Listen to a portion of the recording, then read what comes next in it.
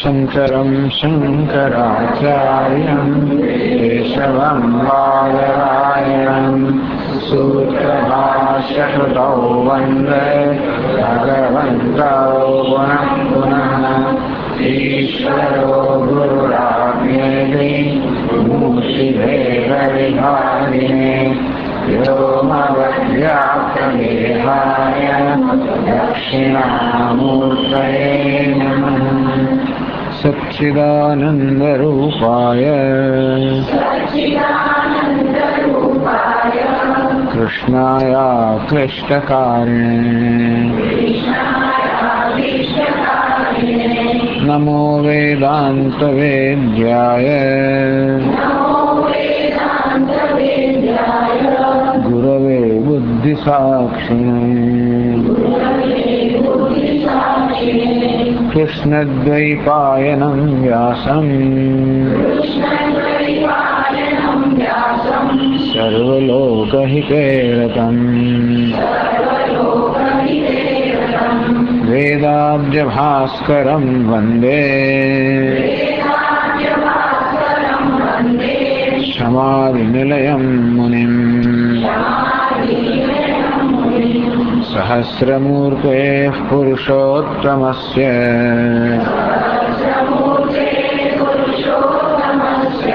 सहस्रनेत्राननपादबाहोः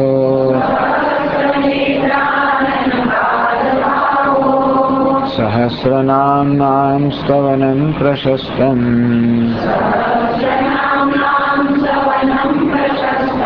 निरुच्यते जन्मजरादिशान्त्यै।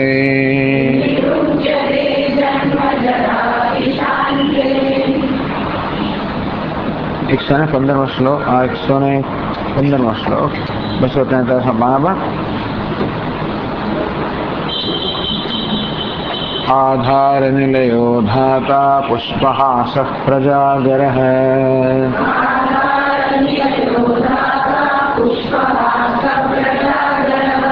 ऊर्ध्वगः सत्पथाचारः प्राणदः प्रणवः प्रणः।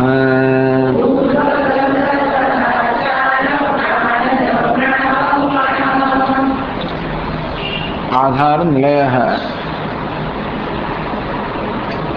आधार no पण निलय છે આધાર નો પણ આધાર છે ને આધાર નિલય કહેવામાં આવ્યો।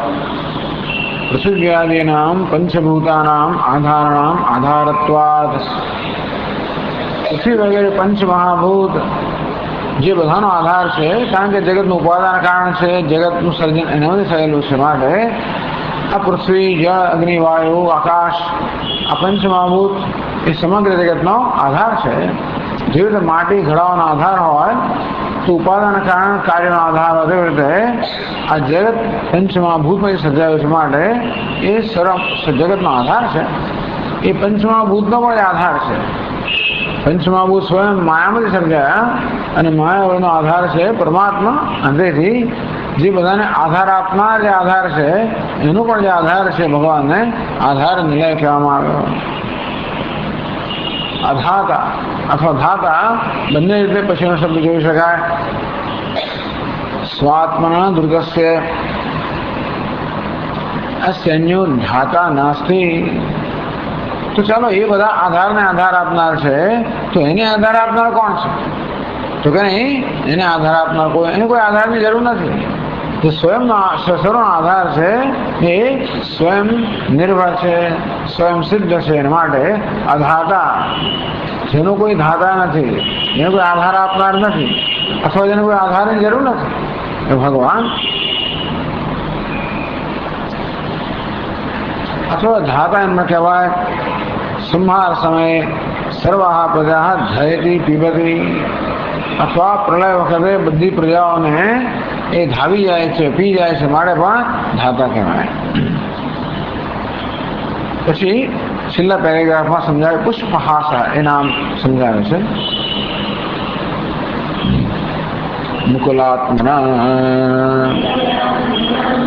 સ્થિતાનામ પુષ્પાણામ હાસવત प्रपंच रूपेण विकासः अस्य इति पुष्पहासः।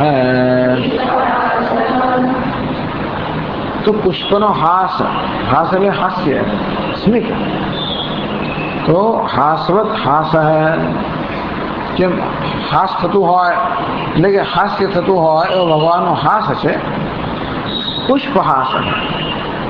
તો પુષ્પ જે હસતું હોય તેવી રીતે પરમાત્મા હસે છે। આ પુષ્પ હસે કઈ રીતે? તો કે મુકુલાત્મના સ્થિતાનામ પુષ્પાણામ, કળીના રૂપમાં રહેલું પુષ્પ જેમ ખીલે તો આપણે કહીએ પુષ્પ હસ્યું, ખીલવું એને હાસ્ય કહેવાય ને। મુખમાં આપણું ખીલી ઉઠે ત્યારે આપણે હાસ્ય કહીએ, તેમ પુષ્પની કળી ખીલી ઉઠે ને કહેવાય પુષ્પહાસ। તો જેવી રીતે કળીની અવસ્થામાં રહેલું પુષ્પ કેવું હસતું હોય છે, કેવું ખીલતું હોય છે, એ રીતે કળીના રૂપમાં ભગવાનમાં ખીલે છે। પ્રપંચ રૂપેણ વિકાસ અવ્યાકૃતાત્મના સ્થિતસ્ય। તો ભગવાન પણ સૃષ્ટિના પ્રારંભ પહેલા અવ્યાકૃત કે કારણ અવસ્થામાં રહેલો હોય। તદિકરમ એટલે અવ્યાકૃતમાસીત તદ્ભેદમ તર્હિ અવ્યાકૃતમાસીત। બૃહદારણ્યક ઉપનિષદ કહે છે કે આ સમગ્ર જગત એની ઉત્પત્તિ પહેલા અવ્યાકૃત હતું। અવ્યાકૃત એટલે વ્યાકરણ થયું નથી, વિસ્તાર થયો નથી। એમ કહેવાય કે આ માટીમાંથી ઘડાઓનો વિસ્તાર થાય છે, વ્યાકરણ થાય। તો માટીને કહેવાય અવ્યાકૃત, અને બધી ઘડાઓ વ્યાકૃત થયા, અથવા માટીને અવ્યક્ત, ઘડાઓ વ્યક્ત થયા। આમ કારણ માટે અવ્યક્ત, અવ્યાકૃત આ પ્રકારના શબ્દોનો પ્રયોગ થાય છે। તો જગતના સર્જન પહેલા સ્વયં પરમાત્મા જગતના કારણ રૂપે રહેલો છે। ત્યારે જાણે પેલા બીડાયેલા પુષ્પ સમાન પેલી કળી સમાન છે। પછી અવ્યાકૃતમાંથી, પ્રકૃતિમાંથી કે માયામાંથી ધીમે ધીમે પછી મહત્તત્વ, અહંકાર, પંચમહાભૂત, ઇન્દ્રિયો, વિષયો આ પ્રકારે ધીમે ધીમે જગતના રૂપ ભગવાન વિસ્તરે। તો જેવી રીતે કળી પેલી ફૂલના રૂપ વિસ્તરતી હોય, હસતી હોય, એ રીતે ભગવાન પણ આ કારણ રૂપમાં રહેલો ભગવાન જાણે કળીના રૂપમાં રહેલો હોય, અને તો એ પણ પુષ્પ આ જગત રૂપી પુષ્પ રૂપે વિકસેલો છે। તો જગતને આપણે કહીએ કે ભગવાન જગત રૂપી પુષ્પ રૂપે વિકસેલો છે। એ પોતે જગતના કારણ રૂપે રહેલો છે, જેનો વિકાસ પામે છે। ના એટલે જગત ભગવાનનો વિકાસ, ભગવાનનું હાસ્ય છે। સરસ દ્રષ્ટિ છે ને? આ જગત જે છે એ ભગવાનનું હાસ્ય છે, સ્મિત છે। હાસ્ય એટલે આમ કોઈ હાંસી ઉડાવવા માટે નહીં, આનંદનું હાસ કે સ્મિત છે। તો ભગવાન હાસ્ય કરી રહ્યા હોય જગત રૂપે, પુષ્પ જેમ હાસ્ય કરી રહ્યા હોય તેમ। ટૂંકમાં જગતમાં કોઈ હાસ્ય દેખાય તો નસીબદાર માણસ કહેવાય। જગત ભગવાનનું હાસ્ય છે। તો એવું છે ને, આપણે રોજ બરોજની પેલી ચિંતાઓમાંથી ને બધા થોડા મુક્ત થઈને જયારે નજર કરીએ તો લગાય આપણને। આકાશને જોઈએ, પહાડોને જોઈએ, વૃક્ષોને જોઈએ, તારાઓને જોઈએ, આમ જયારે થોડા વિશાળ જગત પર નજર કરીએ। તો આજકાલ તો ફ્લેટમાં ને શહેરમાં રહીને કશું જોવાનું હોતું જ નથી આપણને, એ પણ થઈ ગયું છે। કેમ? કોઈ ઝાડ જ ના દેખાય અમદાવાદ શહેરની અંદર, વૃક્ષ ના દેખાય, પક્ષીઓના કશું દેખાય જ નહીં। પણ એટલે ક્યારેક ક્યારેક આપણે જયારે બહાર ગયા તો દેખાય આપણને, જેમ ઋષિકેશ કે અહીંયા તો કેવું દેખાય, ગંગા અને પહાડો અને હિમાલય બધું દેખાતું હોય આપણને। ભગવાન કેવો વિસ્તરેલો છે। અમે પણ તો જ્યારે સમુદ્ર કિનારે ઉભા હોય તો ભગવાન એક અફાટ વિસ્તાર જોઈએ, ત્યારે આપણે બધું દુઃખ ભૂલાઈ જાય। દુઃખ આપણે એટલા સંકોચિત થઈ ગયા હોય છે રોજ બરોજના પ્રશ્નોની અંદર, એટલે બધું બહુ પૂછવાઈ ગયો, બધું દુઃખી થઈ ગયા હોય। ત્યારે સમુદ્ર કિનારે ઉભા રહ્યા હોય એટલે બસ આ વિસ્તાર જોઈને આપણું મન પણ થોડું વિસ્તાર પામી જાય કે પહાડો વગેરે જોઈએ, આમ કોઈ પહાડી ટોચ ઉભા આખો પહાડોનો આપણે વિસ્તાર જોઈએ તો મન પણ આમ એકદમ મુક્ત થઈ જાય। તો આ રીતે ભગવાન મુક્તપણે આ જગત રૂપે વિકસેલો છે। એ જ એની દ્રષ્ટિ છે। જે ક્યાંય ના આકાશ તો દેખાય છે ને, બીજું કશું નહીં। આકાશ પણ ચારે બાજુ વિસ્તરેલું છે। ભગવાન કેવો વિસ્તરેલો? આકાશના રૂપમાં વિસ્તરેલો છે, સમુદ્રના રૂપમાં વિસ્તરેલો છે, પહાડોના રૂપમાં વિસ્તરેલો છે, સરોવરના રૂપમાં વિસ્તરેલો છે। આ પ્રકારે તો જગતના રૂપમાં જેનો વિકાસ થયો ભગવાનને પુષ્પહાસ, પુષ્પની જેમ જે હાસ કરે છે ભગવાનને પુષ્પહાસ કહેવામાં આવ્યું. જેનું હાસ્ય પુષ્પ જેવું છે પણ કહેવાય, પણ જગતરૂપી હાસ્ય. પુષ્પહાસ પ્રજાગર, પછી નામ સમજાવે છે પ્રજાગર. પ્રજાનું નામ પ્રજાગર એટલે પ્રજાને કર્યું નથી, પ્રજાગર. તો 244 પાનામાં કહે છે નિત્ય પ્રબુદ્ધ સ્વરૂપત્વાદ પ્રકર્ષેણ જાગર્તે ઇતિ પ્રજાગર. જાગરણ જાગ્રત છે, એમ જાગર જે જાગ્રત છે.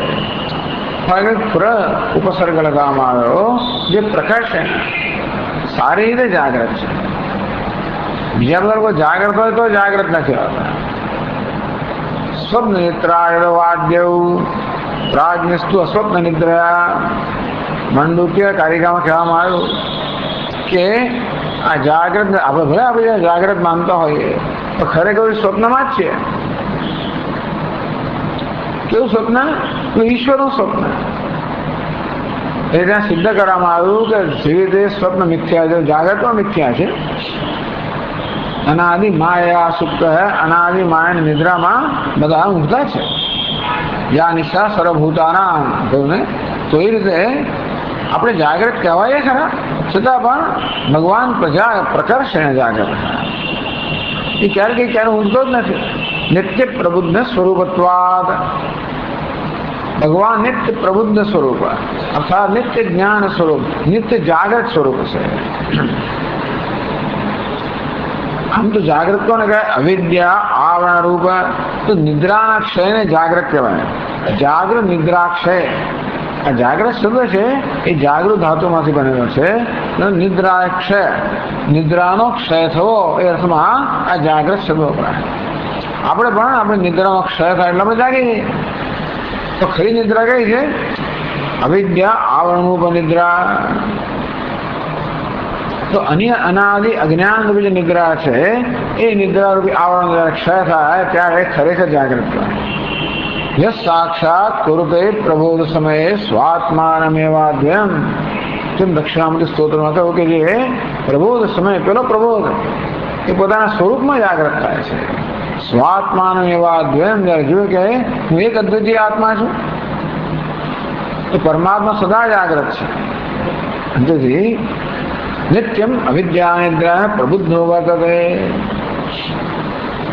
અજ્ઞાન કે અવિદ્યાની નિદ્રા ક્યારે એને સ્પર્શ કરી ના શકે. એટલે તો નિત્ય પ્રબુદ્ધ સ્વરૂપ. આ જ્ઞાની પુરુષમાં પ્રબુદ્ધ કહેવાય. તો નિત્ય પ્રબુદ્ધ નહીં, કારણ કે અજ્ઞાન હતું ત્યાં સુધી એ પણ ઊંઘતા હતા. હવે જાગ્રત થયા. પરમાત્મા તો નિત્ય પ્રબુદ્ધ, ક્યારે ઊંઘતો હોય નહીં, નિત્ય જાગૃત હોય. એટલા વડે ઉપસર્ગ લગાયો તો પ્રકર્ષેણ જાગૃતિ પ્રજાગર. જે પ્રકૃષ્ટ રીતે ઉત્તમ રીતે જાગે છે એને પ્રજાગર કહેવાય. ભગવાન જ્ઞાન સ્વરૂપ છે. ન નિદ્રામ સ્વપ્નમ તુર્યે પશ્યંતિ નિશ્ચિતા. આ તુર્ય પરમાત્મા છે, નિદ્રા પણ નથી અને સ્વપ્ન પણ નથી. બાકી તો મોટા ભાગના લોકો નિદ્રા અને સ્વપ્નમાં હોય છે. આ જાગ્રત ને સ્વપ્ન વસ્તુને સ્વપ્ન કહેવામાં આવ્યું, સુષુપ્તની નિદ્રા કહેવામાં આવી. આવી નિદ્રા કે સ્વપ્ન જન્મ નથી એ તુર્ય એને પરમાત્માને તો નિત્ય પ્રબુદ્ધ નિત્ય જાગ્રત કહેવામાં આવે. પછી છે ઉર્ધ્વગ, એ નામ સમજાવે છે. સર્વેષાં ઉપરી તિષ્ઠન ઉર્ધ્વગઃ. સર્વેષાં ઉપરી તિષ્ઠન. ઉર્ધ્વ એટલે ઊંચું. ઉર્ધ્વ મૂલમ અધશાખમ અશ્વત્થમ રાહુ અવ્યયમ. આ સંસાર વૃક્ષમાં કહેવામાં આવ્યું કે આ તો ઉર્ધ્વ મૂળ છે. જેનું મૂળ ઉર્ધ્વ છે, ઊંચું છે. ઊંચું કઈ રીતે છે? કોઈ સ્થળની રીતે ઊંચું નહીં. આ સંસાર વૃક્ષનું મૂળ તો ઊંચું છે. ઊંચું કઈ રીતે? સત્યતાની દ્રષ્ટિએ. સંસાર મિથ્યા છે, પરમાત્માનું મૂળ છે, કારણ છે, સત્ય છે, એ તો હું છું. સર્પ મિથ્યા છે, રજ્જુ સત્ય છે. તેથી સત્યતાની દ્રષ્ટિએ રજ્જુ સર્પ કરતા ઊંચું કહેવાય. ઉર્ધ્વમૂલમ, આ સમગ્ર જગતનું મૂળ પરમાત્મા છે, ઉર્ધ્વ છે, ઉપરી વર્તમાન છે. સંસાર મંડલાંતર્વર્તિભ્ય જીવે ઉર્ધ્વમ ગચ્છતિ. ઉર્ધ્વમ ગચ્છતિ તો ઉર્ધ્વગઃ, જેમાં ઉપર વર્તમાન છે ને ઉર્ધ્વગ કહેવાય. તો ભગવાન તો આ બધી વસ્તુ અતીત છે ને. આ સંસારની અંદર બધા જીવો છે બિચારાઓ, અનેક બધી શાખાઓમાં આવજા કરનારા છે. અગસ્યોર્ધ્વમ વસુદાસ તસ્ય શાખા. આ જીવાત્મા બિચારો એક યોનિમાંથી બીજી યોનિમાં ભટકતો હોય છે. પરમાત્મા નિત્ય જાગ્રત છે, નિત્ય પ્રબુદ્ધ છે, નિત્ય મુક્ત છે. તેથી બધા કરતા ઊંચે રહીને વિદ્યમાન. પાદોસ્ય વિશ્વાભૂતાની ત્રિપાદસ્યામૃતમ દિવી. પુરુષોત્તમમાં કહ્યું પાદોસ્ય વિશ્વાભૂતાની, આ બધા ભૂત આ સમગ્ર જગત છે ભગવાનનો એક ચરણ છે, એક ચતુર્થાંશ છે. ત્રિપાદસ્યામૃતમ દેવી, આ પરમાત્મા ત્રિપાદ છે, અર્થાત એનું જે 3/4 ટૂંકમાં મહાન અંશ જે છે, સત્ય અંશ છે, તો દિવ્ય અર્થાત સ્વર્ગમાં ઉપરી વર્તમાન છે. સ્વર્ગ એટલે પેલું કોઈ સ્વર્ગ નહીં, માત્ર સત્યની દ્રષ્ટિએ. આમ તો ક્યારેક આપણા શુદ્ધ અંતઃકરણને પણ સ્વર્ગ કહેવામાં આવે છે. શુદ્ધ અંતઃકરણમાં આપણને પરમાત્માના સ્વરૂપનું જ્ઞાન થાય માટે પણ એને ક્યારેક સ્વર્ગ કહેવામાં આવે. તો સ્વર્ગ એટલે અલૌકિક. ટૂંકમાં આપણે ઇન્દ્રિયોને મનનો જે જ્ઞાનનો વિષય છે, જગત તો સંસારના અંતર્ગત છે. તો આ જગતને પ્રકાશિત કરનાર, ઇન્દ્રિયોને મનને બધાને પ્રકાશિત કરનાર પરમાત્મા જે છે એ બધાથી અતીત છે, પર છે. મને ઉર્ધ્વમ ગચ્છતિ, આ બધાથી ઉપર જઈને જે રહેલો છે એને ઉર્ધ્વ કહેવાય. એને ઉદાસીન પણ કહે ક્યારે. ઉદાસીન ઉદાસીનમ અસક્તમ તેષુ કર્મસુ. ભગવાન કે ભગવદ્ ગીતામાં કે બધી મારી પ્રકૃતિને આધાર લઈને, મારી પ્રકૃતિનું નિયંત્રણ કરીને વારંવાર જગતનું સર્જન કરું છું, પાલન કરું છું, લય કરું છું. છતાં પણ આ કોઈ કર્મને બંધનરૂપ નથી. નશમામ તાની કર્માણી નિબધ્ધન્તિ ધનંજય. હે ધનંજય, આ સર્જન, પાલન, લય આ બધા પ્રકારના કર્મ કરવા છતાં એ કોઈ તમે બંધનરૂપ નથી. ઉદાસીન ઉદાસ, કારણ કે એમને બધું ઉદાસીન છે, ઉપર ઉઠેલો છું. આ બધી વસ્તુઓ તો મને ખબર મિથ્યા છે. જેવી રીતે પહેલા સિનેમાના પડદા પર સિનેમા ચાલતો હોય, પડદા પર અસર ના થાય, ભગવાન કહે કે આ બધો ખેલ ચાલી રહ્યો છે, એ બધા અસ્પૃષ્ટ હું છું. તેથી ઉપર વસેલો છું, અતીત થઈને વસેલો છું. ઉપર એટલે કે એમને માનું કે આ દૂર છે, આપણું સ્વરૂપ જ છે ખરેખર. છતાં પણ આ નામ રૂપાદ અધિષ્ઠાન અસ્થિ ભાગ પ્રેરિત ઉર્ધ્વ. સત્પથાચાર એ નામ સમજાવે છે. સતામ કર્માણિ સત્પથાઃ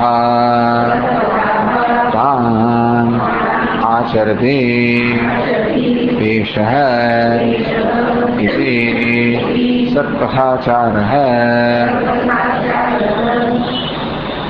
સત્પથ એટલે સન્માર્ગ. સતામ કર્માણી સત્પથાઃ, સત્પુરુષો, સાધુ પુરુષો જે માર્ગનું અનુસરણ કરીને સન્માર્ગ કહેવાય. પથ એટલે માર્ગ, સત્પથ એટલે સદ અર્થાત સાધુ પુરુષો જેનું અનુસરણ કરતા હોય એ માર્ગને સન્માર્ગ કે સત્પથ કહેવામાં. એ તો સતામ કર્માણી સત્પથાઃ. આ સાધુ પુરુષ હંમેશા તો શાસ્ત્રમાં જેનો આદેશ કરવામાં એવા જ કર્મ કરે. વૈદિક કર્મ કરે, સ્મૃતિમાં અથવા જે પ્રકારે શાસ્ત્રમાં આદેશ આપે એ પ્રકારે કર્મ કરે. અથવા એમ સરળ નિયમ કહેવામાં આવે, આત્મના પ્રતિકૂલાની પરેશાન સમાચરે. પોતાને પ્રતિકૂળ હોય એ પ્રકારનો વર્તાવ બીજા પ્રત્યે ના કરવો. આ સાદો નિયમ છે. મને જે ના ગમતું હોય એ વર્તાવ બીજા પ્રત્યે ના કરવો.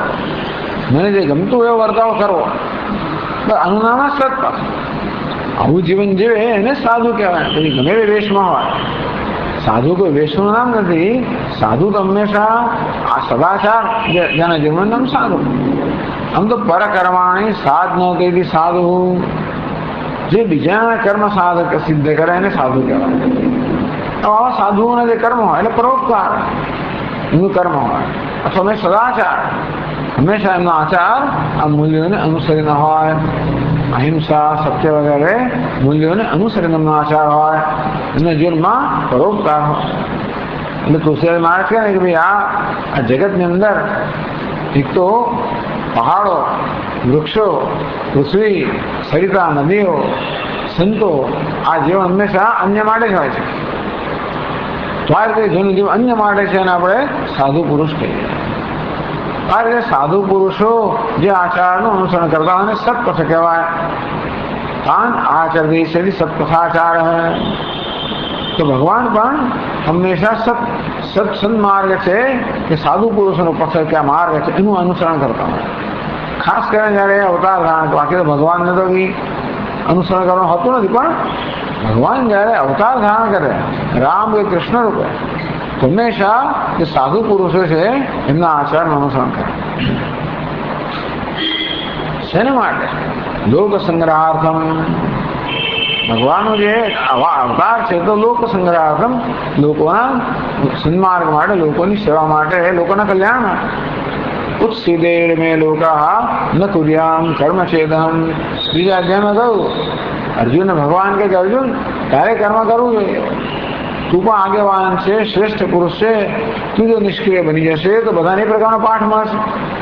મળે તારે પણ સક્રિય રહીને કર્તવ્ય કર્મ કરીને બીજા માટે દાખલો બેસાડો છે. જો હું કેવું કરું છું, ભગવાન પોતાનું દ્રષ્ટાંત કહે કે મને તો કશું મેળવાનું છે નહીં, આ ત્રણેય લોકો કશું જ નથી કે મને પ્રાપ્ત ના હોય, છતાં પણ હું તો સતત કરવામાં રહેતો છું. ભગવાન શું કામ કર્મ કરે છે? આપને કશું જોઈતું હશે કે ના ત્રણેય લોકમાં મને કઈ મેળવાનું નથી, તો કઈ ગુમાવું ના આપણે, મારે કર્મ કરવું મને ગુમાવવાનું કશું, તો શું કામ કર્મ કરો? જેથી બીજા મારું અનુસરણ કરે. તો શું થઈ ગયું?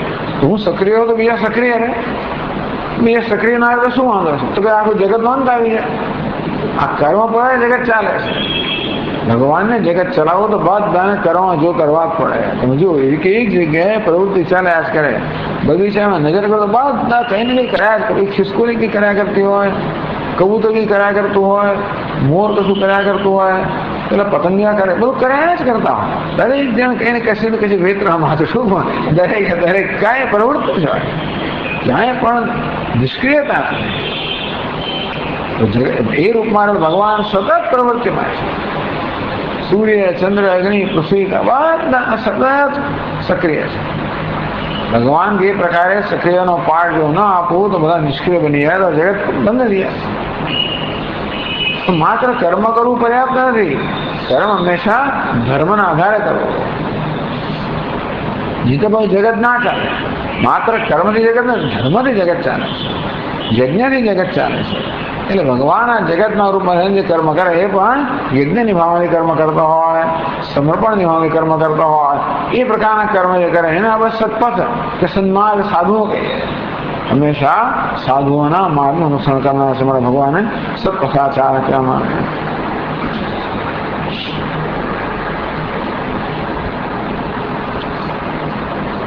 પ્રાણદહ એ નામ સમજાવે છે. મૃતાન પરીક્ષિત પ્રભૃતિન જીવયન પ્રાણદહ. આ પ્રાણદહ શબ્દ 4 વાર આવે છે, એટલે બધી જગ્યાએ જુદો અર્થ કરે છે. પ્રાણ આપનાર, પ્રાણદહ પ્રાણ પ્રદાન કરનારને પ્રાણદહ કહેવાય. તો ઘણી રીતે ભગવાન પ્રાણદહ છે, અહીંયા એનો વિલક્ષણતા આપે છે. પરીક્ષિત પ્રભૃતિન, આ પરીક્ષિત વગેરે દ્રૌણી અસ્ત્ર વિપૃષ્ટ ગર્ભસ્થ પરીક્ષિતો ગદાસો પરીક્ષિત. દ્રૌણી અશ્વત્થામા, અશ્વત્થામાના અસ્ત્રથી, અશ્વત્થામાના બ્રહ્માસ્ત્રથી ઉત્તરાના ગર્ભમાં રહેલો પરીક્ષિત હતો. એ તો ગતાસુ પ્રાણ ચાલી ગયા ને. બ્રહ્માસ્ત્ર તો અમોઘ છે મારે. જયારે અશ્વત્થામાએ બ્રહ્માસ્ત્રનો પ્રયોગ કર્યો ત્યારે ગર્ભ નષ્ટ થઈ ગયો, તો એનું અવસાન પામી ગયો. ત્યારે પ્રાણ દદાતી ગર્ભને પ્રાણાત્મા. ભગવાને સ્વયં ગર્ભમાં પ્રવેશ કર્યો અને ગર્ભને જીવિત કર્યો. આ લોકો પેલા પાંડવોને દરેક ક્ષણે ભગવાનની જરૂર પડ્યા જ કરે. કેટલી મુશ્કેલી જીવનમાં આપણે થાકી જઈએ, પણ પાંડવોને જો સતત એક પછી એક મુશ્કેલી આવ્યા જ કરે. અંત જ નહીં. યુદ્ધ જીત્યા પછી મુશ્કેલી ચાલુ ને ચાલુ. અશ્વત્થામાએ તો એક તો પહેલા બધા 5 ભાઈઓ 5 પુત્રોને માર્યા છે દ્રૌપદીના. પાછા એનું પુત્ર અભિમન્યુ, અને એ પણ મરી ગયો. એક જ ખાલી ઉત્તરા બચી, એનો એક જ ગર્ભ બચ્યો, એને પેલા માર્યા છે. કેટલી બધી મુશ્કેલી. ત્યાર પછી ભગવાનને બોલાવે, ભગવાને કંઈ કરો. તો ભગવાન કહે કે આ સમગ્ર યુદ્ધ દરમિયાન જો મારા મનમાં ક્યારે પક્ષપાત ન જન્મ્યો હોય તો આ ગર્ભ સજીવન થઈ જાય. આમ ભગવાન તો એમ પણ કહેવાય છે કે ભગવાને ઉત્તરાના ગર્ભાશયમાં પ્રવેશ કરીને આ પરીક્ષિતની પોતાના ચક્રની રક્ષા કરે એમ કહેવાય. એટલા જ માટે પરીક્ષિતને જન્મ પહેલા જ ભગવાનના દર્શન થયેલા. એટલે જન્મ્યો ત્યારથી જ ભગવાનનો ભક્ત હતો. કેટલો ભાગ્યશાળી. તો પરીક્ષિત પ્રભુતિ, પરીક્ષિત અને એવા બીજાઓને પણ આ રીતે જીવન પ્રદાન કરનાર, પ્રાણ પ્રદાન કરનાર ભગવાનને પ્રાણ કહેવાય. હવે બીજા કોને ભગવાને પ્રાણ આપેલા? બ્રાહ્મણ પુત્ર છે. ભગવાન જયારે સાંદીપની ઋષિ પાસે ગયેલા, ત્યાં અભ્યાસ પૂરો થયો, ગુરુદક્ષિણા આપવાનો પ્રસંગ આવ્યો. એ સાંદીપની ઋષિ કહ્યું મારા મૃત પુત્રને જીવિત કરો. ત્યારે ભગવાન ત્યાં જવામાં જઈને મૃત પુત્રને લઈ આવ્યા, પ્રાણ. પછી રામ રાવણના યુદ્ધની અંદર પણ આ વાનરો બધા કેટલી વાર મરી ગયા. રાક્ષસો તો બહુ મોટા બહુ માર્યા હતા, છતાં પણ ભગવાનની નજર એક પડે રાક્ષસો જીવિત, વાનરો જીવિત થઈ જાય. આ રીતે ભગવાને ઘણી વાર પ્રાણ પ્રદાન કરેલા છે, મરેલાને જીવંત કર્યા છે. એ રીતે પણ ભગવાનને પ્રાણદાહ કહેવાય.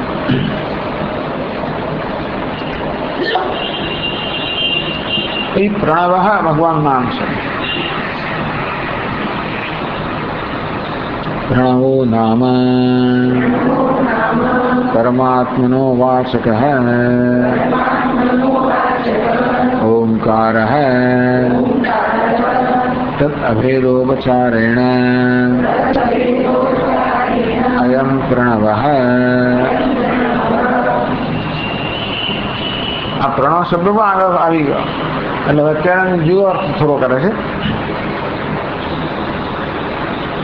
પ્રણવ નામ પરમાત્મા વાચક ઓમકાર તસ્ય વાચક પ્રણવ. યોગ સૂત્રમાં કહેવામાં આવ્યું, યોગ સૂત્રમાં ભગવાનની જયારે આરાધના, ઈશ્વર પ્રણિધાનમ, ભગવાનની આરાધના કરવાની હોય જીવનમાં, કે ભગવાનનું ધ્યાન કરવાનું હોય, એને માટે સરળ ઉપાય બતાવવામાં આવ્યો પ્રણવ. તો પ્રણ ઓમકાર, ઓમકાર જે છે એ ભગવાનનું નામ છે. તસ્ય વાચક પ્રણવ. પતંજલિ મહર્ષિ કહે કે આ ભગવાનનો વાચક, ભગવાનનું નામ પ્રણવ છે. અને આ સામાન્ય રીતે નામ અને નામ એ બંનેનો ભેદ સ્વીકારાયેલો છે. નારાયણ નામ દઈએ એટલે આપોઆપ એ વ્યક્તિ હોય તરત આપણે પ્રતિભાવ દર્શાવે છે. અથવા કંઈ પણ શબ્દ આપણે ઉચ્ચારણ કરીએ એટલે એ શબ્દનો અર્થ મનમાં સ્ફુરે છે. આમ શબ્દની શક્તિ છે કે પોતાના અર્થનો સ્ફુર મનમાં કરાવે. અને તે રીતે ઓમ ઓમ ઓમ કોનું નામ છે? પરમાત્માનું નામ છે. એમ તો પછી બધા બહુ નામ છે ભગવાનના. ભવ સર્વો રુદ્ર પશુપતિર્થો ગ્રહ સહમાન. 8 નામ ક્યાં? ભગવાનના 1000 નામ છે, લાખ નામ, કરોડ નામ, અરબ નામ, ઓમ કે કેટલા નામ છે. પણ છતાં શંકરાચાર્ય મહારાજ કહે પ્રશ્નોપનિષદમાં કે બધા નામમાં સૌથી પ્રિય નામ ભગવાનના ઓમકાર છે. વળી કેમ કહેતા છે? એટલા જ માટે કે વેદમાં સર્વત્ર ઓમકારના હંમેશા સ્તુતિ કરવામાં આવે છે. અને ઓમકાર હંમેશા બધા સાધકો માટે ઓમકારનું વિધાન કરવામાં આવે છે. પ્રણવોધનો સર્વજ્ઞાત્મા બ્રહ્મતલક્ષ્યમુચ્યતે. મુંડકોપનિષદમાં, પ્રશ્નોપનિષદમાં, કઠોપનિષદમાં, છાંદોગ્યોપનિષદ બધી જગ્યાએ ઓમકારની ઉપાસના માટે વિધાન કરવામાં આવે છે. ઓમકાર બંને રીતે ઉપયોગી થાય. ओमकार एक शब्द रूपे, ओमकार मंत्र रूपे मांडू के उपनिषद में ओम ओम ओम आ प्रकारे नाम जप करवाथी पण भगवान प्रसन्न थाय એટલે અંતઃકરણ શુદ્ધ બને। એ જ ઓમકાર પછી અકાર ઉકાર મકાર આ પ્રકારે એનું જ્યારે વિશ્લેષણ કરવામાં આવે ત્યારે એ જ્ઞાનનું પણ સાધન બને। એટલે પ્રણવ તો ભગવાનનું નામ છે, પણ એટલે કેવું તત અભેદોપચારેણ નામ એ નામ વચ્ચે અભેદ અભેદ સ્વીકાર, કારણ કે નામી ક્યારે નામથી ભિન્ન નથી અથવા બે સાથે જ હોય। નામ ઉચ્ચારણ નામીનો અંદર સ્ફુરણ થાય જ બનના, એટલા માટે બેને એક જ ગણવામાં આવે છે। એ પ્રકાર બંનેને એક ગણીને આ પ્રણવ એટલે ભગવાન વિષ્ણુ વાસ કરવામાં આવે।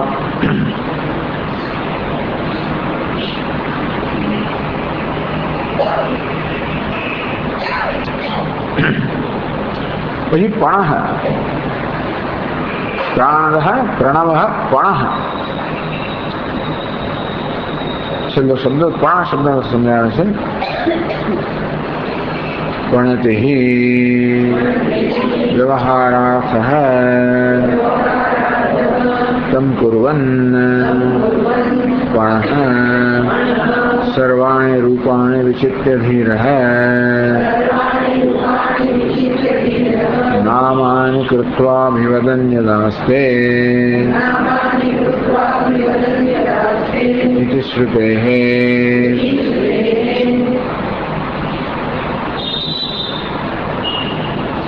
पणते व्यवहारति आ पण शब्द है ने पण ए पण धातु में रचाया है। पण व्यवहारे पण व्यवहार करवो, पणते व्यवहारति तो व्यवहार करे छे भगवान, व्यवहार करे छे माटे एने पण कहेवाय। એટલે પણ તે એથી પણ જે વ્યવહાર કરે છે ભગવાનને પણ કહેવામાં આવે। ભગવાનનો વ્યવહાર કરે, જીવ રૂપે વ્યવહાર કરેલો છે। આમ તો ભગવાન બધા વ્યવહારની પાર છે, છતાં પણ એ સ્વયં આ જીવ રૂપે વ્યવહાર કરે છે। એના એટલે એને માટે આ પુરુષ સૂક્તમાંથી આટલે આ ઋષા અહીંયા મૂકવામાં આવી। સર્વાણિ રૂપાણિ વિચિત્ય ધીરઃ नामानि कृत्वा अभिवदन् यदास्ते। सर्वाणि शरीराणि विचित्य सृष्ट्वा आ बधा शरीरનું સર્જન કરીને नामानि कृत्वा बधा शरीरનું ઉપાધિનું સર્જન કરીને ભગવાન એમાં પ્રવેશ કર્યો। આ ઉપનિષદની રીત છે। તો બધા શરીરોનું ઉપાધિનું સર્જન કરીને ભગવાને પ્રવેશ કર્યો। प्रवेश कर दरेक दरेक उपाधि में अहम भाव स्थापित करे।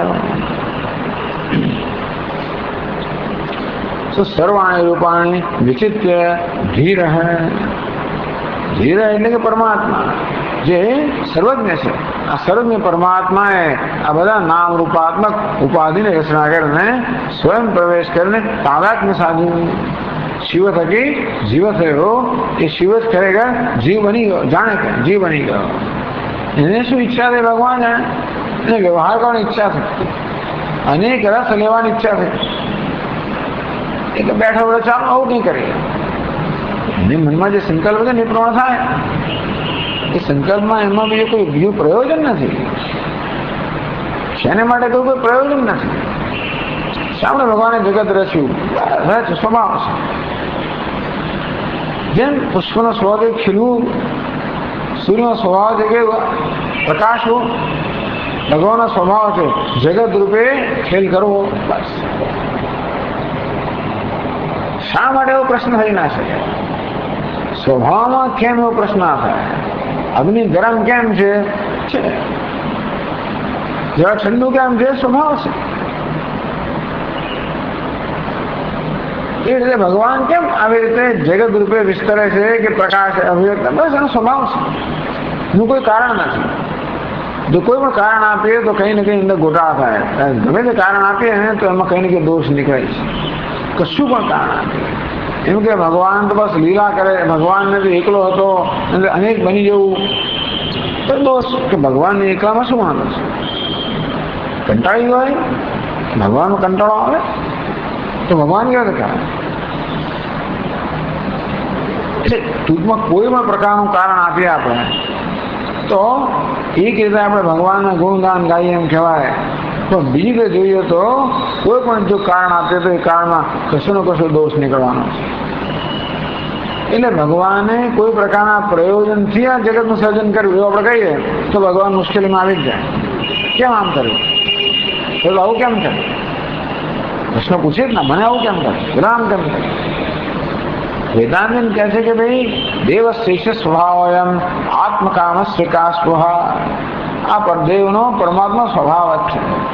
આવું થવું ભગવાનનો સ્વભાવ છે કે જગત રૂપે અભિવ્યક્ત થવું. કલ્પેત્યાત્મા આત્માનમ આત્મા દેવ સ્વમાયા, આત્મદેવ જે છે એ પોતાની માયાથી આ જગતની કલ્પના કરે છે. સેવ બુદ્ધતે વેદાંત, એ જ બેઠો જગતને પછી અનુભવે છે પાછો. અને જગત રચ્યું અને સ્વયં જગતને માણી રહ્યો છે. આપણે જે રીતે સ્વપ્નની રચના કરીએ અને સ્વપ્નને આપણે અનુભવતા હોઈએ તે તેના જગત રચ્યું એ જગત અનુભવ.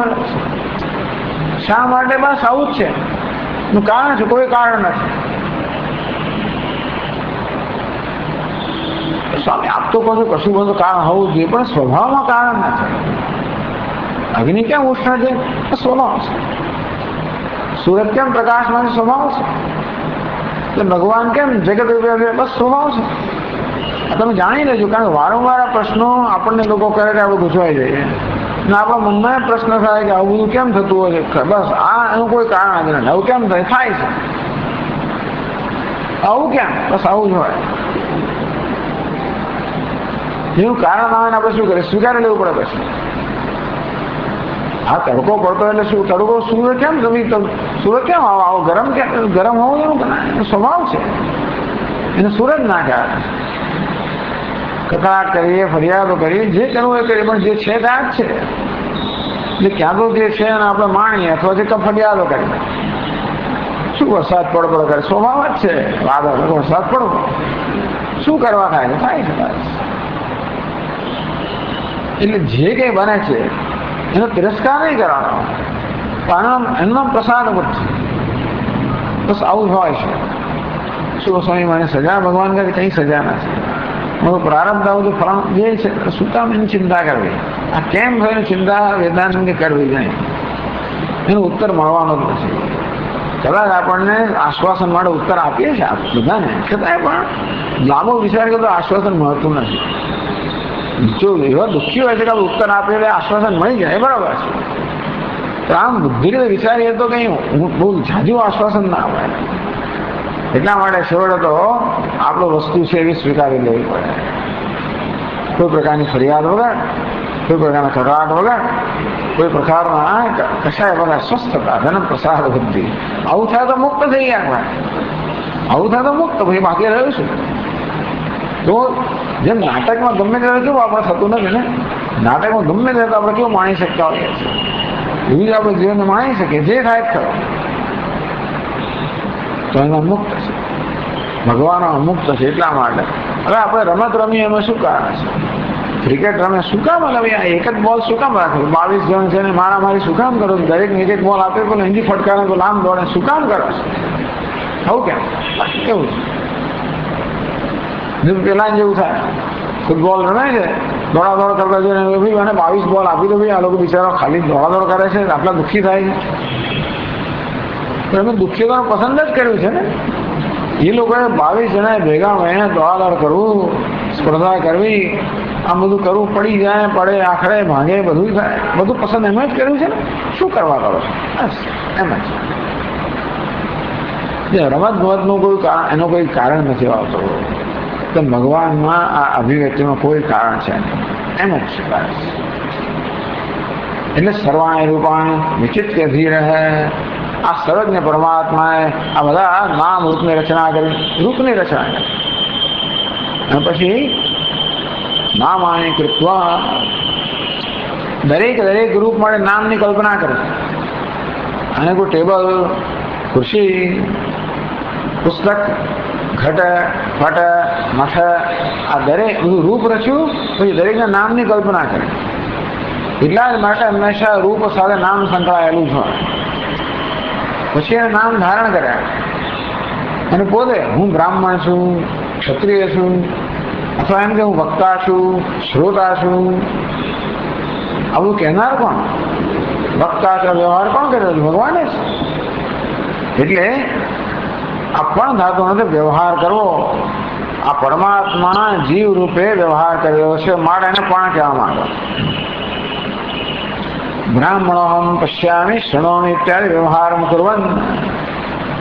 એક તો બધાને રૂપની રચના કરી, એમાં પ્રવેશ કર્યો, દરેકનું નામકરણ કર્યું, પોતે નામ ધારણ કરી લીધું. હવે એ બધા નામ થઈને એ પોતે જ વ્યવહાર કરે છે. હું દેવદત્ત છું, હું ફલાણો છું, હું ફલાણી છું, જે હોય ટૂંકમાં બસ આવું કેમ કરે? આવું એને ગમે છે. આવું શું કામ નામ ધારણ કર્યું? બસ બને તો આવું રૂપ શું કામ બનાવ્યું? એને તમે સારું બનાવી આપો તો ખરા. તો સ્વામીજી ભગવાન આવું વૃદ્ધાવસ્થા શું કામ બનાવે? ઘડપણો કોણે મોકલ્યો? એની જરૂર છે. ભગવાન મૃત્યુ શું કામ બનાવ્યો? એની જરૂર છે. બધાની જરૂર છે, મારે જ બનાવ્યો છે. માટે જે છે એનો સહર્ષ પ્રસાદ બુદ્ધિથી ખેલની સ્વીકાર કરવો અને એનો આનંદ લેવો. સ્વીકાર કરવો એટલે ભગવાન આનંદ લઈ રહ્યો છે. આવા નામ લઈ લઈને હું બોલનાર છું, ચાલનાર છું, ખાનાર છું, પીનાર છું વગેરે.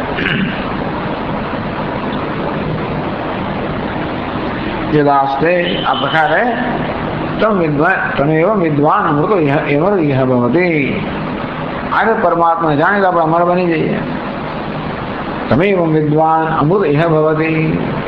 આ પ્રકારે પરમાત્માને જાણીને કે એને જ બધા રૂપ રચેલા છે, એમણે જેમાં પ્રવેશ કર્યો છે, એને જેમાં તાદાત્મ્ય સાધ્યું છે, એને દરેક રૂપ સાથે નામ જોડેલું છે, એને પોતે જ નામ ધારણ કર્યા છે, એ નામ ધારણ કરીને પોતે જ વ્યવહાર કરેલો છે.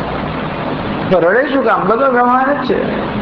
પડવું, આખડવું, રડવું જે હોય છે. જે નાટકમાં પડે આખડો આપણે કોઈ પ્રશ્ન થાય ને?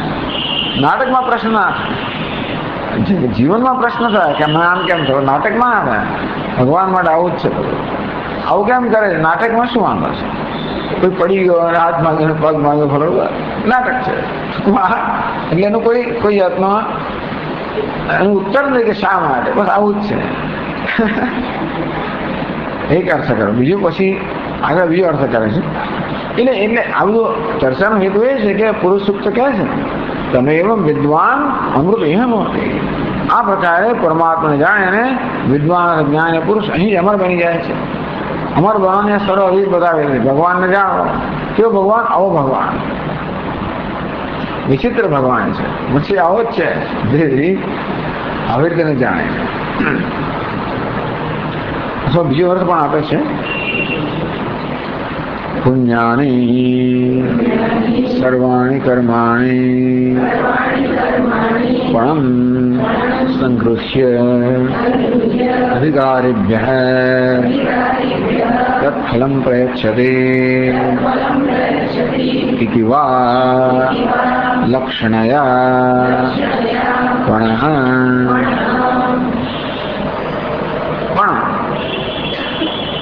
આ પણ એટલે મૂલ્ય. આપણે કે વેચતા હોઈએ, ધારો કે વેપારી વેચતો હોય તો કે માલ જયારે વેચે ત્યારે એનું બદલામાં મૂલ્ય લે ને, એને પણ કહેવાય. યથા વણિક પણ મૂલ્યમ ગૃહીત્વા શ્રેત રૂપે તંડુલાદિ પ્રયચ્છતિ.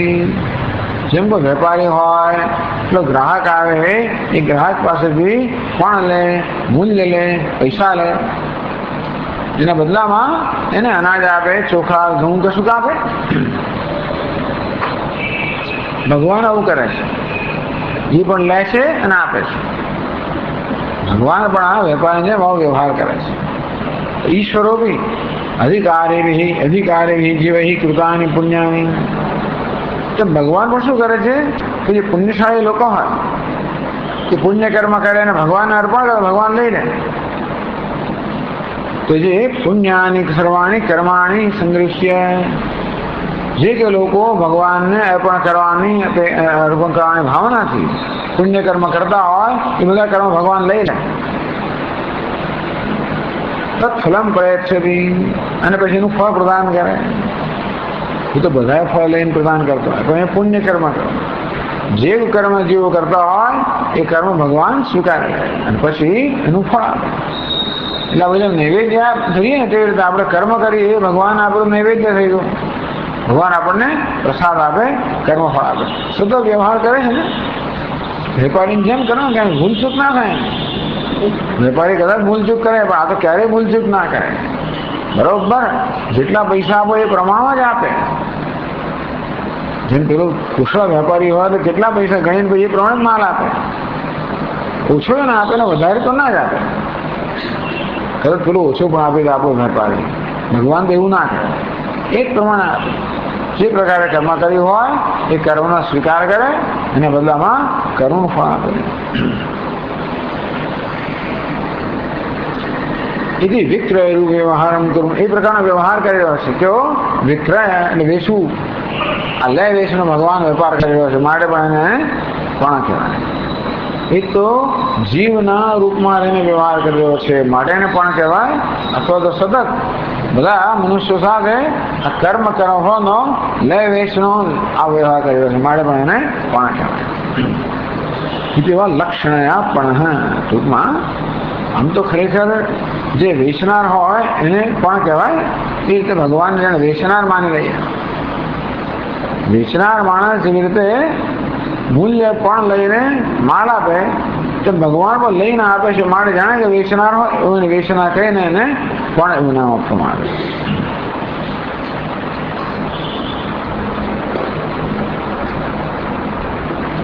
પછીના શ્લોકમાં કહે છે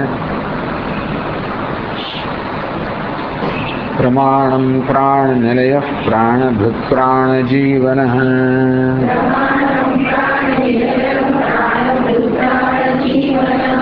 તત્વં તત્વ વિવેકાત્મા જન્મ મૃત્યુ જરાતિગઃ.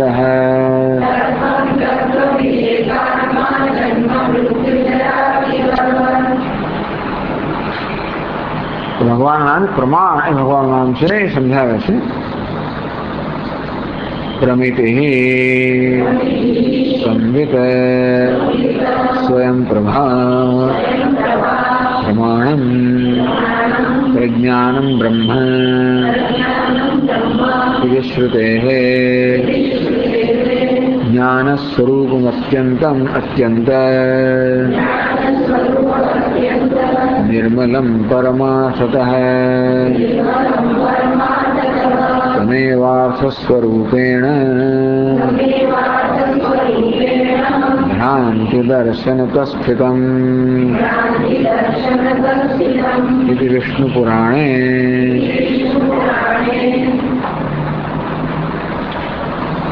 तो प्रमाण शब्दों अर्थ जाने के प्रमाकरणम प्रमाणम. આ પ્રમાણ શબ્દોનો અર્થ જેનાથી આપણે પ્રમાણ અર્થાત યથાર્થ જ્ઞાન જન્મે એને પ્રમાણ કહેવાય. તો આગળ આપણે કહ્યું તેમ આપણા ચક્ષુને પ્રમાણ કહેવાય. રૂપ અને રંગનું યથાર્થ જ્ઞાન કરાવે છે. આપણે ચક્ષુ માટે રૂપ અને રંગના જ્ઞાન માટે ચક્ષુને પ્રમાણ કહેવાય. આપણા કર્ણેન્દ્રિયથી પણ એ શબ્દનું યથાર્થ જ્ઞાન કરાવે માટે પ્રમાણ કહેવાય. ટૂંકમાં પ્રમાણ અર્થાત યથાર્થ જ્ઞાન કરાવનારા સાધનને પ્રમાણ કહેવાય. પ્રમાણ શબ્દોનો જુદો અર્થ કરે છે. પ્રમિતિ પ્રમાણમ. તો દરેક વ્યવહારમાં આટલી વસ્તુ રહેલી છે.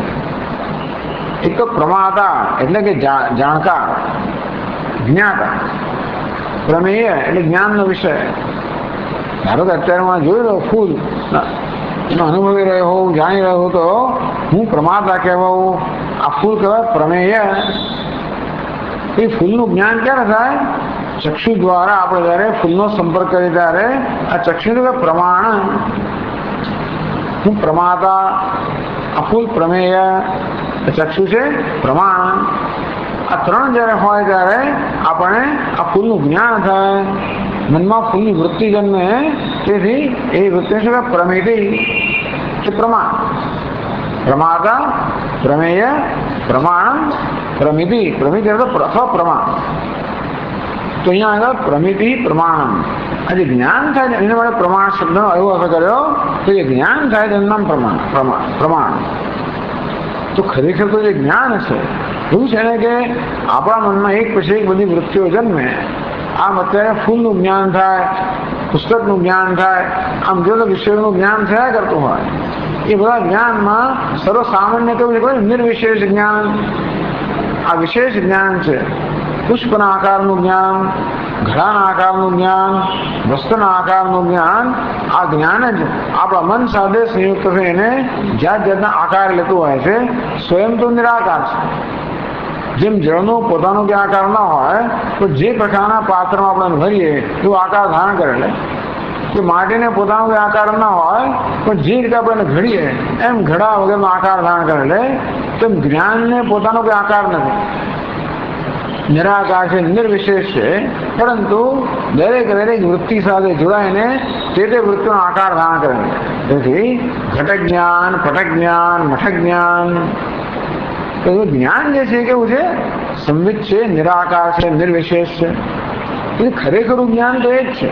આ બધી વૃત્તિઓને પ્રકાશિત કરનાર, એ બધી વૃત્તિઓનો ખરેખર જે એનું સાર રૂપ છે એ જ્ઞાન એટલે ચૈતન્ય કે સંવિત એટલે કહ્યું કે પ્રમિતિ સંવિત સ્વયં પ્રભા. આ બધાને પ્રકાશિત કરનાર જે સ્વયં પ્રકાશ ચૈતન્ય છે એનું નામ ખરેખર પ્રમાણ. એવો અર્થ કર્યો. સુપ્રકાશ જ્ઞાન સ્વરૂપમ બ્રહ્મ પ્રમાણરૂપ અભિવ્યક્તમ સત પ્રમાણમ.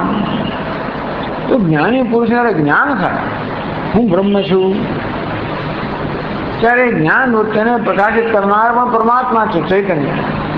એ જ્ઞાન વૃત્તિમાં પ્રકાશિત થાય છે. અભિવ્યક્ત એનું નામ છે સંવિત કે ચૈતન્ય. એને પ્રમાણ કહેવામાં આવ્યું. એટલે પ્રજ્ઞાનમ બ્રહ્મ. તો ઐતરેય ઉપનિષદમાં કહ્યું આવશે, બધું બહુ લાંબુ ઘણા વખત પછી આવશે. પણ આપણે આત્મપુરાણ ચાલે છે ને આજકાલ, એ ઐતરેય ઉપનિષદની જ કથા ચાલે છે. છેલ્લે આવે પ્રજ્ઞાનમ બ્રહ્મ. એટલે આપણે પહેલા અધ્યાય પૂરો કર્યો, બીજા અધ્યાયનો પ્રારંભ કર્યો, ત્રીજા અધ્યાયમાં છેલ્લે આવશે પ્રજ્ઞાનમ બ્રહ્મ મહાવાક્ય. પ્રજ્ઞાન આપણે જે ચૈતન્ય છે એ બ્રહ્મ છે. અથવા એટલે ભગવાન જ્ઞાન સ્વરૂપ છે. ભૂતમાં ભગવાન કેવો છે? સત્યમ જ્ઞાન અનંતમ બ્રહ્મ. સત્ય સ્વરૂપ છે, જ્ઞાન સ્વરૂપ છે, અનંત છે. જ્ઞાન કોને કહેવાય? જે બધાને ઉજાડનાર હોય, જેને કારણે આપણે કશી પ્રકારનું જ્ઞાન કે સભાનતા થાય એનું નામ જ્ઞાન. અત્યારે આ શબ્દો બોલાઈ રહ્યા છે, તમને સંભળાય છે ને?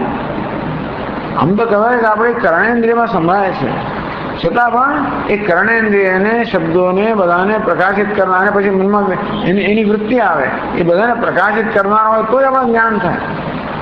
અત્યારે બધા અહીંયા બેઠેલા છે, મને દેખાય ક્યારે? આ બધાને પ્રકાશિત કરનાર પ્રકાશ હોય ત્યારે ને. જે રીતે મનમાં વૃત્તિ જન્મે આ બધું પણ આપણું જ્ઞાન ક્યારે થાય? એને પ્રકાશિત કરનાર ચૈતન્ય હોય ત્યારે. એનું નામ ચૈતન્ય, સંવિત, જ્ઞાન, પ્રમાણ, પ્રભા. જ્ઞાન સ્વરૂપમ અત્યંત નિર્મલમ પરમાર્થતઃ. તો ભગવાન કેવું છે? જે હંમેશ પરમાર્થતઃ એના પારમાર્થિક સ્વરૂપમાં અત્યંત નિર્મલમ જ્ઞાન સ્વરૂપમ, જે અત્યંત નિર્મળ જ્ઞાન સ્વરૂપ છે. તમે એવા અર્થ સ્વરૂપેણ ભ્રાંતિ દર્શનત સ્થિતમ. પછી કહે છે કે એ જ પરમાત્મા અર્થ સ્વરૂપેણ એ જ દૃશ્ય બની જાય છે.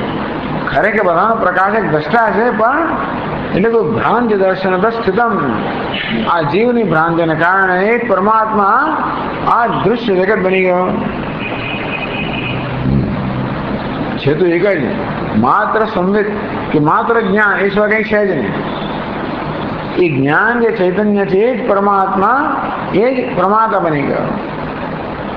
અહમ વૃત્તિમાં સંયોજન એ જ ભગવાન પ્રમાતા બની ગયો, એટલે જ્ઞાતા બની ગયો. એ નામ રૂપમાં સંયોજાય એને પ્રમેય એટલે જ્ઞાનનો વિષય બની ગયો. એ વૃત્તિ સંયોજાય એને એટલે પ્રમાણ એટલે જ્ઞાન બની ગયો, પ્રમા બની ગયો. એ જ બધું બનેલો છે. પ્રમાતા કહો, પ્રમેય કહો, પ્રમાણ કહો, પ્રમિતિ કહો, આ બધામાં પ્રમા તો છે જ. આ બધામાં આ બધામાં જ્ઞાન તો છે જ. એક જ જ્ઞાન જ્ઞાતા બની ગયું, જ્ઞેય બની ગયું, જ્ઞાન બની ગયું, તો ભેદ બની ગયો. ભ્રાંતિને કારણે એક જાણે કે અનેક બની ગયો.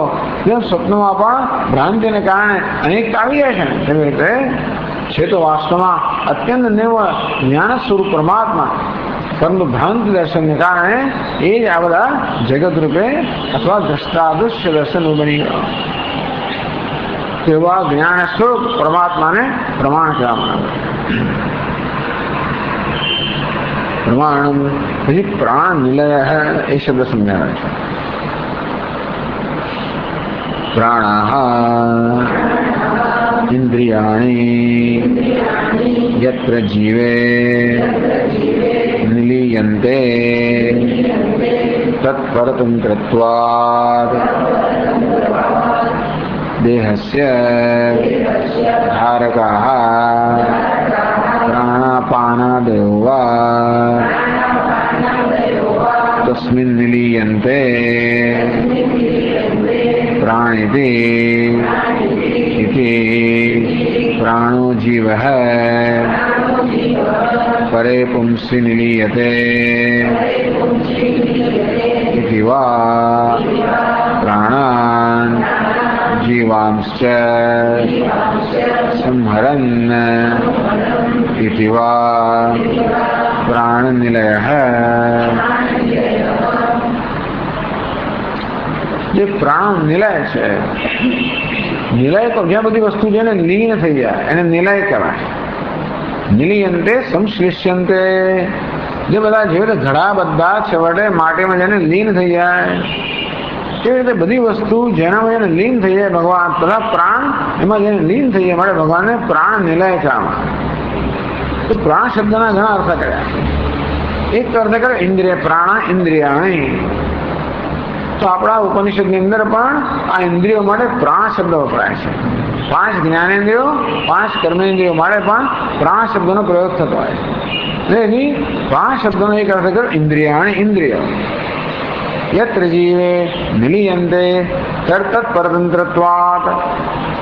આ બધી ઇન્દ્રિયો છેવટે તો આ જીવમાં જીવાધીનત્વ પ્રાણ એ કોનામાં જઈને છેવટે લીન થઈ જાય છે તો કે જીવાત્મામાં જાય.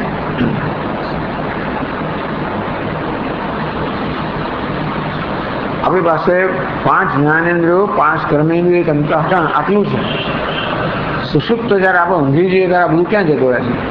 5 જ્ઞાનેન્દ્રિયો 5 કર્મેન્દ્રિયો આપણું મન બધું ક્યાં જઈને લીન થઈ જાય છે? જીવાત્મામાં. માટે જીવાત્માના રૂપમાં રહેલા પરમાત્માને પ્રાણ નિલય કહેવામાં આવે.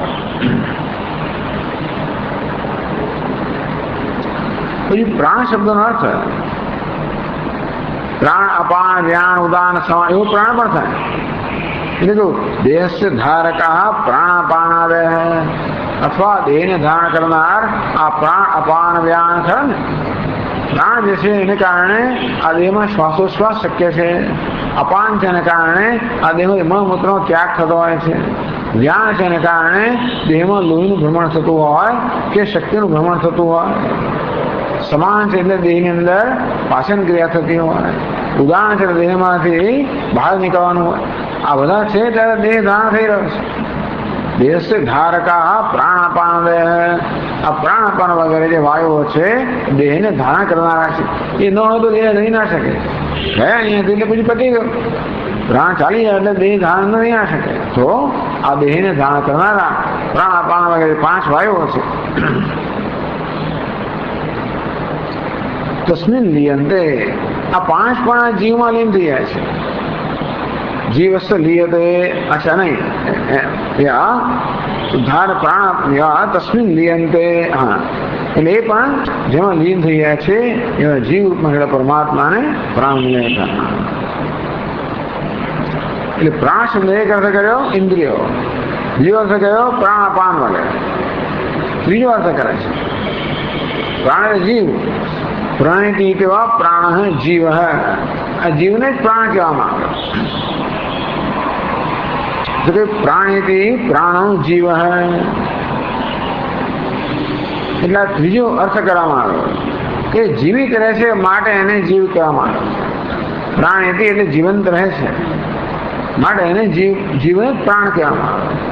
પ્રાણ નિલય, આ પ્રાણ રૂપમાં જીવોનો જે નિલય છે, આધાર છે, એને પ્રાણ નિલય કહેવામાં આવે. પરે પુંસી નિલીયતે ઇતિ. તો આ જીવ પણ જેમાં એને લીન થઈ જાય છે. સુષુપ્તમાં શું થાય ખબર છે? આપણે બધા જીવાત્મા છેવટે પરમાત્મા લીન થઈ જાય છે. બૃહદારણ્યક ઉપનિષદમાં કહ્યું કે જીવાત્મા પરમાત્મા એક થઈ જાય સુષુપ્તિમાં. जीव ने ब्रह्म છે તો ભેદ રહેતો નથી ત્યાં, ખરેખર અજ્ઞાનનું આવરણ છે, બાકી કોઈ ભેદ નથી, કોઈ અહંકાર નથી. સુષુપ્તિમાં દરરોજ આ જીવાત્મા પરમાત્મામાં લીન થઈ જાય. તો જીવના રૂપમાં રહેલો પ્રાણ જેમાં લીન થઈ જાય છે એ પરમાત્માને પ્રાણ નિલય કહેવામાં આવે. તો મોક્ષમાં તો ખરું છે, જ્યારે વિદેહ મુક્તિ થાય ત્યારે પણ આ જીવાત્મા જે જ્ઞાની પુરુષ છે એ પણ પરમાત્મામાં લીન થઈ જાય છે, એટલા માટે પણ એને પ્રાણ નિલય કહેવામાં આવે.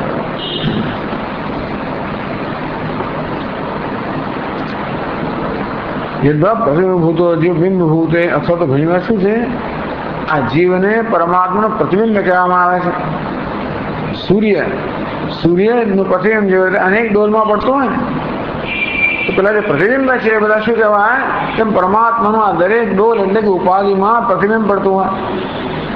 તો આપણો સ્થૂળ દેહ છે ને એ પેલી ડોલ જેવો છે, સૂક્ષ્મ દેહ બધા અંદરના જળ સમાન છે, અને અહંકાર કે જીવાત્મા એમાં પેલું પ્રતિબિંબ સમાન છે. તો જ્યારે પછી છેવટે પ્રતિબિંબ તો બિંબમાં લીન થઈ જાય ને, તેવી રીતે આ જીવાત્મા પણ પ્રતિબિંબ સમાન જીવાત્મા બિંબરૂપ પરમાત્મામાં લીન થઈ જાય, માટે પરમાત્માને પ્રાણ નિલય કહેવામાં આવે. અથવા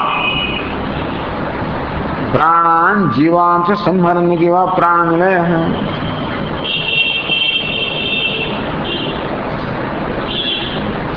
नितराम लह नाश है यस्मात् संहर्ष निलय है.